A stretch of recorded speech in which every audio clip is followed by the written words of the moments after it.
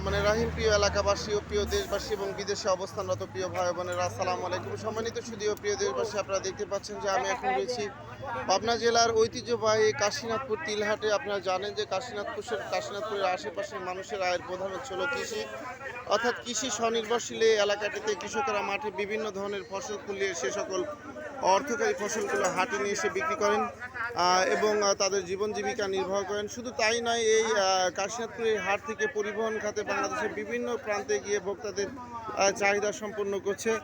যা হোক, আজকে আমরা জানবো কাশীনাথপুর হাটে তিলের সর্বোচ্চ পাইকারি বাজার কত যাচ্ছে ভাই?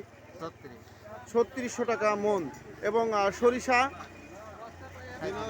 3700 টাকা মন। সময় সুদীয় প্রিয় দেশবাসী, বুঝতেই পারছেন যে কাশীনাথপুর হাটে তিলের সর্বোচ্চ পাইকারি বাজার যাচ্ছে 3600 টাকা মন এবং সরিষার সর্বোচ্চ পাইকারি বাজার যাচ্ছে 3700 টাকা মন। আমি আপনাদের মাঝে আবারও আপডেট নিউজ নিয়ে ফিরে আসবো ইনশাল্লাহ। আসসালামু আলাইকুম রহমতুল্লাহ।